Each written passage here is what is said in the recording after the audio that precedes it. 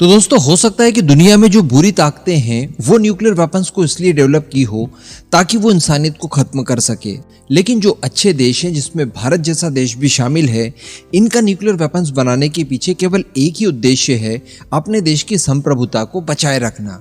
यानी आपके पास कुछ इस तरह के वेपन्स हो कि आपके दुश्मन आपको पूरी तरह से कुचल देने से पहले 100 बार सोचे, क्योंकि जब भी वो इस तरह के कृत्य को करने की कोशिश करेंगे उसी समय उनके मन में एक भय रहेगा कि देखिए इनके पास न्यूक्लियर वेपन्स है और ये जवाबी कार्रवाई के दौरान या अपने देश की सुरक्षा के लिए उन न्यूक्लियर वेपन्स का इस्तेमाल हमारे देश के खिलाफ कर सकते हैं, तो हम इनके देश को कुचलें इससे पहले यही हमारे देश को पूरी तरह से डिस्ट्रॉय कर देंगे। तो कहने का मतलब न्यूक्लियर वेपन्स आपके देश की संप्रभुता के लिए, उसे बचाए रखने के लिए सबसे ज्यादा अनिवार्य चीज हो गई है आज की तारीख में, खासकर तब जब आप एक ऐसा देश हो कि आपके आजू बाजू चारों तरफ बहुत सारे दुश्मन देश मौजूद हो और हमेशा वो आपके खिलाफ षड्यंत्र रचते हो और आपको खत्म कर देने की कोशिशें करते हो। अब इसी तरह की चीज इजराइल के सामने भी है। मैं आपको एक इंसिडेंस के बारे में बताता हूँ जो घटित हुआ था 6 अक्टूबर 1973 को। इस दिन इजराइल के अंदर एक बहुत ही पवित्र फेस्टिवल को सेलिब्रेट किया जाता है जिसे यौम किपुर कहा जाता है। अब इसी दिन हुआ यह कि इजिप्ट और सीरिया ने अरब देशों की मदद से इजराइल के खिलाफ एक युद्ध छेड़ दिया जिसे यौम किपुर वॉर भी कहा जाता है। ये 6 अक्टूबर 1973 को शुरू हुआ था। अब ये हमला काफी ज्यादा बड़ा था। इससे पहले भी इजराइल काफी युद्ध लड़ चुका था, जीत भी चुका था और इजराइल कुल मिलाकर इस युद्ध के लिए तैयार नहीं था और न ही इस युद्ध की पहले इंटेलिजेंस उसे मिल पाई थी। बिल्कुल इसी तरह का कॉन्फ्लिक्ट जैसा कि आज हम लोग देख पा रहे हैं, ऐसा हमला अचानक इन लोगों ने कर दिया था। अब इजराइल की तरफ से जब मदद मांगी गई यूरोपियन देशों से, अमेरिका से जो कि उसके अलाइज हैं, तो इनकी तरफ से इनकार कर दिया। और चलिए यूरोपियन देशों ने तो मना कर ही दिया, लेकिन अमेरिका द्वारा भी कोई मदद इजराइल को नहीं भेजी गई। अब केवल 2 दिनों के अंदर ही इजराइल को पता चल गया कि इस युद्ध को जीत पाना शायद हमारे लिए मुश्किल होगा, क्योंकि हमला काफी ज्यादा खतरनाक था। ऐसी परिस्थिति में इजराइल के पास अपने देश को बचाने के लिए एकमात्र विकल्प था न्यूक्लियर वेपन्स का इस्तेमाल करना। और देखिए युद्ध 6 अक्टूबर को शुरू हुआ था और 8 अक्टूबर को ही इजराइल की जो तात्कालिक प्राइम मिनिस्टर थी गोल्डा मेयर, इन्होंने न्यूक्लियर वेपन्स का इस्तेमाल करने के लिए अप्रूवल दे दिया, जिसके लिए 20 किलो टन वाले कुल 13 वॉरहेड्स को चयनित किया गया और इनके लिए जेरिको मिसाइल और F4 फैंटम फाइटर जेट को चुना गया और इसके तहत ये लोग इजिप्ट और सीरिया के ऊपर न्यूक्लियर वेपन से अटैक करते। लेकिन इन सब चीजों की जानकारी अमेरिका को लग गई और अमेरिका समझ गया कि ये काफी बड़ा युद्ध करवा सकते हैं, क्योंकि ये जो युद्ध हो रहा था इसमें इजराइल को समर्थन देने वाला डेफिनेटली अमेरिका और पश्चिमी देश थे, तो वहीं पर बाकी देशों को जो समर्थन मिल रहा था वो सोवियत यूनियन की तरफ से मिल रहा था। और यहाँ पर अगर न्यूक्लियर वेपन्स का इस्तेमाल हो जाता तो ये युद्ध वर्ल्ड वॉर में कन्वर्ट हो जाता और काफी ज्यादा तबाही होती।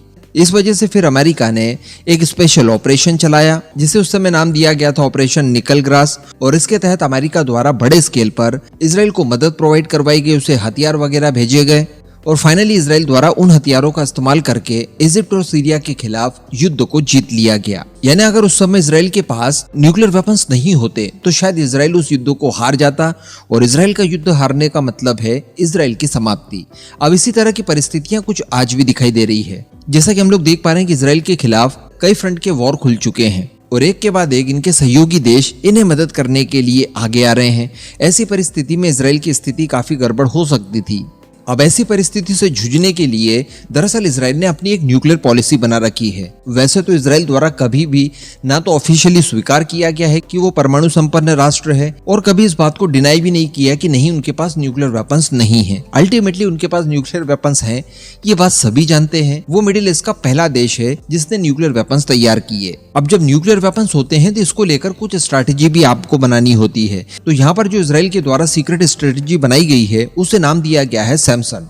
और इसमें जैसा कि मैंने आपको वीडियो की शुरुआत में बताया, जब पता चले कि दुश्मन काफी ज्यादा हावी हो रहा है, डोमिनेट करने की स्थिति में आ चुका है, हमारे देश के अंदर इंटर कर चुका है, अस्तित्व खत्म हो सकता है, तो ऐसी परिस्थिति में बिना सोचे समझे न्यूक्लियर वेपन्स का इस्तेमाल दुश्मनों के खिलाफ धड़ाधड़ किया जाए और अपने देश को बचाने की कोशिश की जाए। अब इसी से जुड़ा हुआ एक मामला इस वॉर के दौरान भी निकलकर सामने आया है। अभी कुछ ही दिन पहले मैंने आपको एक वीडियो बनाकर बताया था कि ईरान सहित हमास के बाकी की जो समर्थक हैं, इन्हें एक वार्निंग देने के लिए इजराइल की कुछ सबमरीन्स समुद्र के अंदर लगातार गश्त कर रही है और बताया ये जा रहा है कि इन सबमरीन्स के अंदर न्यूक्लियर वॉरहेड डिलीवर करने के लिए मिसाइलें वगैरह सारी कुछ तैनात है। तो ये एक वार्निंग अलार्म है कि देखिए, अगर आपने हमारे खिलाफ कोई मदद वगैरह की और हमारे देश की संप्रभुता के ऊपर आंच आती है तो हम न्यूक्लियर वेपन्स का इस्तेमाल आपके खिलाफ करने से बिल्कुल भी झिझकेंगे नहीं। हम लोग पूरी तरह से रेडी हैं इस बात को लेकर। अब इसी के ऊपर इजराइल के एक मिनिस्टर द्वारा एक बयान भी दे दिया गया। हालांकि जब बयान आप सुनेंगे, उसकी पृष्ठभूमि सुनेंगे,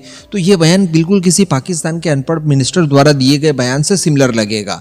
इसका कोई औचित्य नहीं है। लेकिन इस बयान के पीछे के जो मायने हैं और इस बयान को देने के पीछे इजराइल की जो मंशा हो सकती है, उसको जानना जरूरी है, क्योंकि ट्विस्ट निकलकर वहीं से आ सकता है। दरअसल बेंजामिन नेतन्याहू की कैबिनेट में एक मिनिस्टर हैं जिनका नाम है अमीचाई एलियाहू। इन्होंने दरअसल एक रेडियो इंटरव्यू के दौरान इस बात को स्पष्ट रूप से कहा है कि देखिए, गाजा में जितने भी लोग रहते हैं उनमें से कोई भी गैर सैनिक नहीं है। अल्टीमेटली उनका कहने का मतलब यही था कि गाजा में रहने वाला each and every people Israel के खिलाफ इस समय युद्ध छेड़कर बैठा है और वो इजराइल के खिलाफ लड़ने के लिए तैयार है।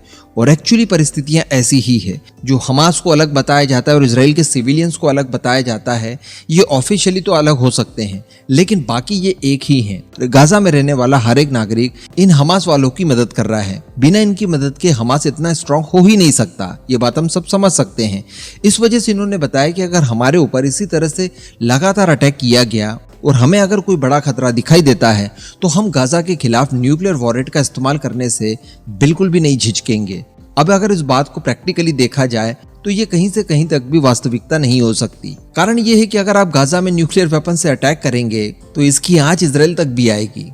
यानी न्यूक्लियर वेपन कोई ऐसा तो होता नहीं है कि जहां गिर गया वो उसके सीमित दायरे में ही वो रेडिएशन फैलाएगा। वो काफी बड़े स्केल पर रेडिएशन फैलाने का काम करता है, जिससे कि इजराइल भी ग्रसित हो सकता है और ठीक बाजू में इजिप्ट वगैरह के ऊपर भी इसका इम्पैक्ट बड़ी आसानी से पड़ सकता है। तो अल्टीमेटली इजराइल कभी चाहकर भी ऐसा नहीं कर सकता कि वो गाजा के ऊपर न्यूक्लियर वेपन से अटैक कर दे। इसको लेकर बेंजामिन नेतन्याहू द्वारा कार्रवाई भी की गई और इन मिनिस्टर साहब को आने वाली सभी मीटिंग्स वगैरह के लिए जो कैबिनेट की होगी उनसे निलंबित भी कर दिया गया है। लेकिन इजराइल द्वारा यहाँ पर सख्त संदेश दिया गया है डायरेक्टली, जैसा कि पाकिस्तान की तरफ से धमकियां दी जाती है कि देखिए हम हमारे बचाव के लिए न्यूक्लियर वेपन्स दाग देंगे, ऐसा वैसा ये वो।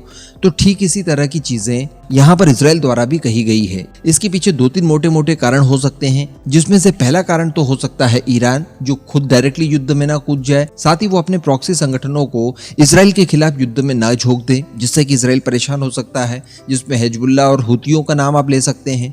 इसके साथ साथ पश्चिमी देश और अमेरिका भी बीच में मदद देने से इनकार ना कर दे, उनकी मदद भी प्रॉपर आती रहे, इस बात की भी सुनिश्चितता हो जाए। और साथ ही जो अभी रिसेंटली रशिया की तरफ से हिजबुल्लाह को एयर डिफेंस सिस्टम देने की बात कही गई है, उसको लेकर भी एक संदेश हो सकता है।